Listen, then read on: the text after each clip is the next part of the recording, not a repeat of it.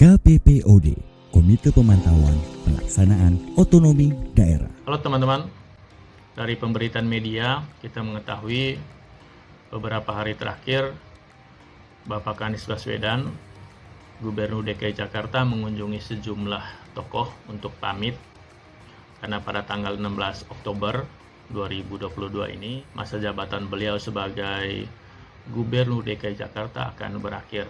Kita memberikan apresiasi yang setinggi-tingginya dan juga terima kasih yang sebesar-besarnya atas pelayanan beliau selama 5 tahun terakhir kepada masyarakat DKI Jakarta. Dan menuju Pilkada 2024 sesuai dengan ketentuan peraturan perundang-undangan, DKI Jakarta akan dipimpin oleh seorang penjabat gubernur.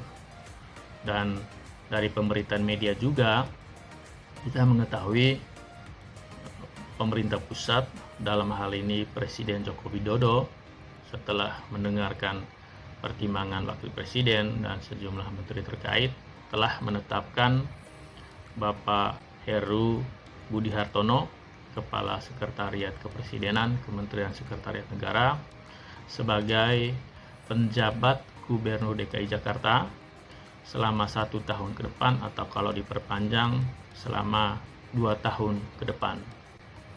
Dan kami melihat masa 1-2 tahun ke depan ini menjadi momen yang sangat krusial untuk seluruh pemerintah daerah, termasuk DKI Jakarta. Dan khusus untuk DKI Jakarta, kami melihat ada sejumlah tantangan yang dihadapi, sekaligus pekerjaan rumah yang mesti dituntaskan oleh penjabat Gubernur DKI Jakarta. Kami bagi dalam 3 rumpun utama. Yang pertama yang terkait dengan tindak lanjut kebijakan nasional. Dan teman-teman, terkait dengan tindak lanjut kebijakan ini, selama 2 tahun terakhir, pemerintah pusat menerbitkan sejumlah undang-undang. Yang pertama adalah Undang-Undang Cipta Kerja, yang kedua adalah Undang-Undang Hubungan Keuangan Pusat dan Daerah, yang ketiga adalah Undang-Undang Ibu Kota Negara, Undang-Undang IKN. Ya. Nah, terkait dengan ketiga undang-undang ini, seluruh pemerintah daerah, termasuk Pemprov DKI Jakarta, harus menindaklanjutinya dengan sejumlah kebijakan, baik itu peraturan daerah maupun peraturan kepala daerah.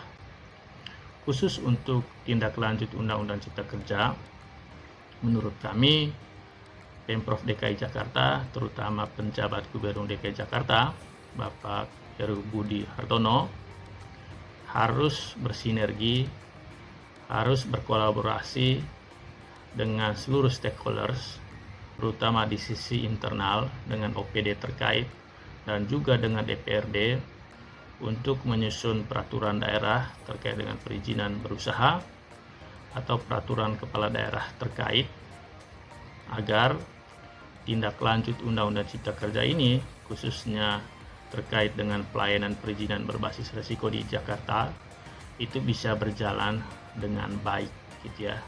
Karena dari catatan kami selama 3 tahun terakhir, kinerja PTSP DKI Jakarta itu tidak masuk dalam nominasi penilaian kinerja yang dibuat oleh Kementerian Investasi atau BKPM.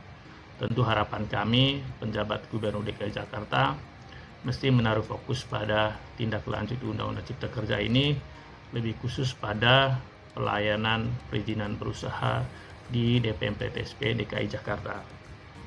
Kemudian yang kedua terkait dengan tindak lanjut kebijakan ini adalah Undang-Undang 1 tahun 2022, Undang-Undang Hubungan Keuangan Pusat dan Daerah, karena belet ini mengamanatkan pemerintah daerah termasuk Pemprov DKI Jakarta untuk menyusun dan menetapkan peraturan daerah, pajak dan retribusi daerah selama 2 tahun ke depan.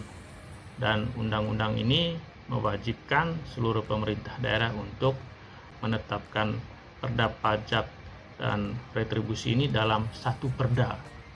Tentu ini menjadi salah satu pekerjaan atau tantangan yang mesti dihadapi tetapi harus diselesaikan.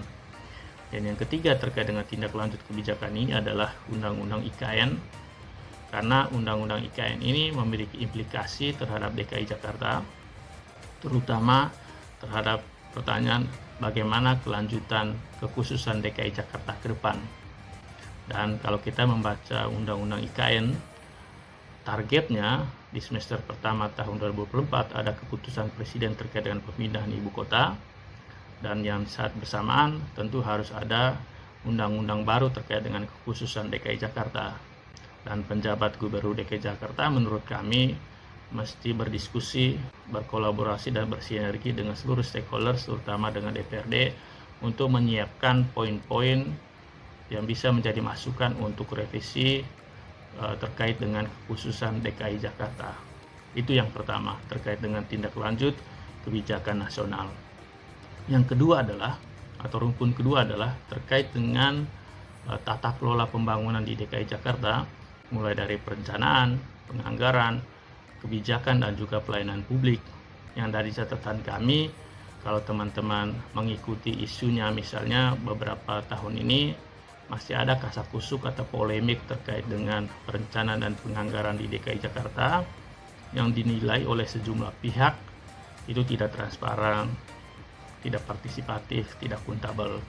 Dan menurut kami, meski dengan waktu yang sangat sempit 2 tahun ke depan, penjabat Gubernur DKI Jakarta mesti mengembalikan kepercayaan publik atau menuntaskan persoalan terkait dengan tata kelola pemerintahan yang baik ini.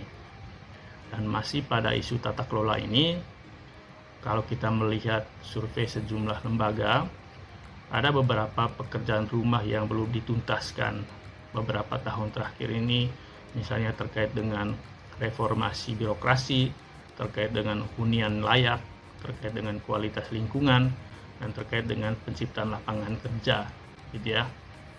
Dan bagi kami, sekali lagi, penjabat Gubernur DKI Jakarta mesti menaruh fokus pada masalah-masalah ini. Dan yang terakhir terkait dengan tata kelola ini, tentu kita tahu hari-hari ini kita melihat Jakarta masih berhadapan dengan persoalan banjir, kemacetan, dan ini adalah persoalan klasik DKI Jakarta.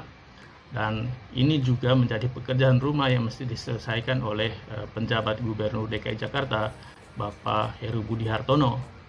Dan khusus terkait dengan masalah banjir dan kemacetan ini, besar harapan kami sebenarnya penjabat Gubernur DKI Jakarta mesti berkolaborasi terutama dengan daerah-daerah lain di kawasan Jabodetabek, gitu ya.